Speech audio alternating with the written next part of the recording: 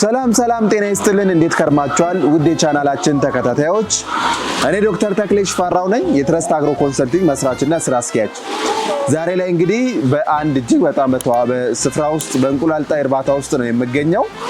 እንግዲህ ለአርቢዎች የሚሆን መልእክት ይዤ መጥቻለሁ እንቁላልን ለሚያስጥሉ አርቢዎች በጣም የሚጠቅም በእያንዳንዱ እርባታ ማዕከል ውስጥ ያለ ችግር ከነ መፍትሄው ጭምር ማለት ነው የዶሮች የማህፀን መገልበጥ ወይንም ደግሞ ዩትራይን ፕሮላፕስ ብለን የምንጠራው ችግር መንስኤውና መፍትሄውን ወደናንተ አደርሳለሁ ማለት ነው እንግዲህ በእንቁላል ማስጣል ወይንም በእንቁላል ምርት ሂደት ውስጥ ያላችሁ ሰዎች በተለይ ደግሞ ዶሮዎቻችን እድሜያቸው የተወሰነ ገፋ ሲል የእንቁላል መጣያ ማህፀናቸው ወይንም ደግሞ ቬንታቸው ብለን ልንጠራ እንችላለን እንቁላል በሚጥሉበት ሰዓት ላይ አብሮ የመውጣት ነገር ይስተዋላል ማለት ነው ይሄንን ማታቁ አርቢዎች አላችሁ ለማለት ይከብደኛል በዚህ ሂደት ውስጥ ብዙዎቻችሁ ስላለፋችሁ ነገር ግን ምንድነው ችግሩ መንስኤው ምንድነው መፍትሄውስ ደግሞ ምን ብናረግ ይሄ ነገር ሊቆምልን ይችላል የሚለው ነገር በጣም ወሳኝ ሐሳብ ነው ስለዚህ ወደናንተ በዚህ ዙሪያ ላይ ሐሳቦችን እናንሸራሽራለን ማለት ነው እንግዲህ እንዴትኛውም እንስሳ ዶሮም የመራቢያ አካል አላት ይህም ደግሞ ከኦቪዳክት ጀምሮ እንቁላል እስከምታወጣበት እስከ ክሎካ ተብሎ እስከሚጠራው የሰውነት አካል ድረስ ራሱን የቻለ የተደራጀ የተቀናጀ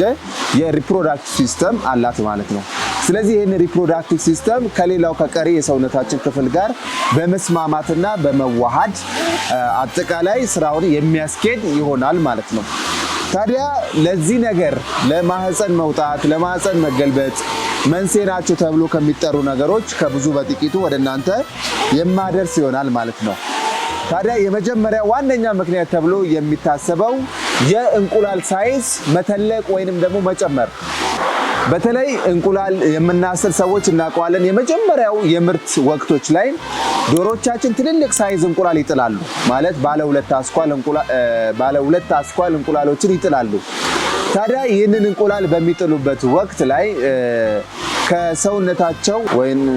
ከማህፀናቸው የበር ስፋት አንፃር የሚጥሉት እንቁላል ትልቅ ሲሆን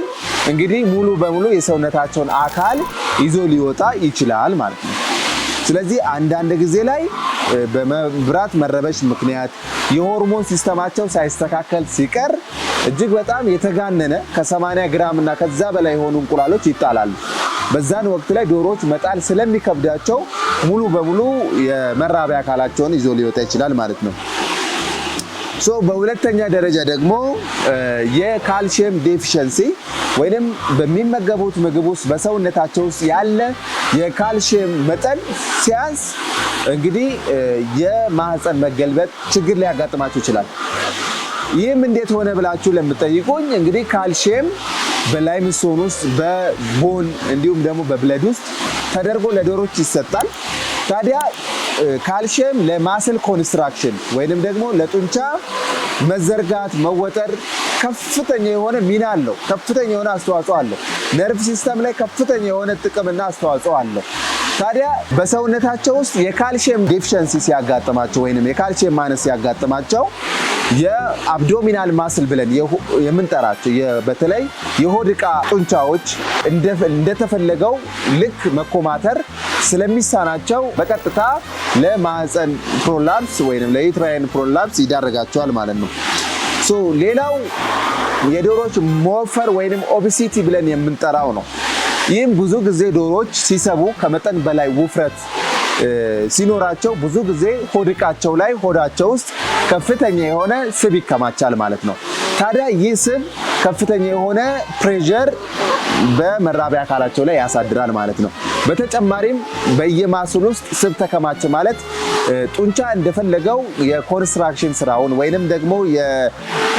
የመሰብሰብና የመዘርጋት ስራውን እንዳይሰራ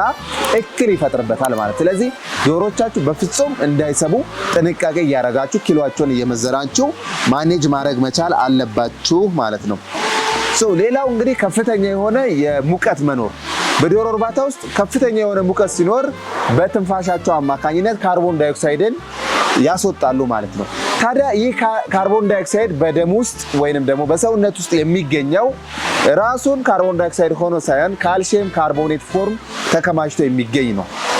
ያ ብሬክ ዳውን ሆነ ማለት የሚኖረው የካልሲየም ይዘት በሰውነት ውስጥ ይወርዳል ማለት ነው። ስለዚህ ሙቀት ኖረ ማለት የማህፀን መገልበጥ እንዲሁም ደግሞ የእንቁላል ቅርፊት መሳሳት እና መሰል ችግሮች ያጋጥማሉ። ሌላኛው ምክንያት ደግሞ ኤጂንግ ነው ወይንም ደግሞ እድሜ እንደ አንድ ፋክተር ማየት እንችላለን ማለት ነው። በተለይ የዶሮዎቻችን እድሜ ፌዝ 2 ተብሎ የሚጠራው ከ45ኛ ሳምንት በላይ የሆኑ በመጡ ቁጥር በሰውነታቸው ውስጥ የሚኖረውን የሚነራል መጠን እየጨረሱ ይመጣሉ። በተጨማሪ ደግሞ የውስጣቸው ከፍተኛ የሆነ ስብን እያከማቹ ይመጣሉ ማለት ነው። ይሄ ተፈጥሯዊ ሂደት ነው። ስለዚህ ዶሮዎቻችን እያረጁ በመጡ ቁጥር የሚነራል ዴፊሸንሲ ባይ ዲፎልት ያጋጥማቸዋል። እንዲሁም ደግሞ በተቃራኒው ደግሞ የመስፋት እድል ወይንም ኦቤሲቲ የምንለውን ለሱ ተጋላጭ ይሆኑ ይመጣሉ። ስለዚህ በእድሜያቸው እድሜ አንዱን ራሱን የቻለ ፋክተር ስለሆነ እድሜያቸውን ታሳቢ ያደረገ የአመጋገብ ስርዓት መከተል አለባችሁ። በተለይ ፌዝ 2 ተብሎ የሚመከረው መኖ እድሜያቸው ገፋ ሲል እንድትጠቀሙት በዚህ አጋጣሚ ምክራችንን እናስተላልፋለን ማለት ነው። ሌላኛውና የመጨረሻው ደግሞ early maturity ብለን የምንጠራው ነው። ይሄም ዶሮዎች ያለ እድሜያቸው ለጾታዊ ግሩምስና ሲደርሱ ወይንም ሰውነታቸው ከሚባለው ዌት ቀድሞ ሲሞላና ሲደርስ ሪፕሮዳክቲቭ ሳይክላቸው አክቲቭ ስለሚሆን ቀድሞ ምርት ለሚጀምሩ ዶሮዎች ለዩትራይን ፕሮላፕስ ተጋላጭ ይሆናሉ ማለት ነው። ስለዚህ እነዚህ ከላይ ዘረዘርናቸው በሙሉ እንግዲህ ዶሮዎቻችሁ የማህፀን መገልበጥ ወይንም ዩትራይን ፕሮላፕስ ብለን ለምንጠራው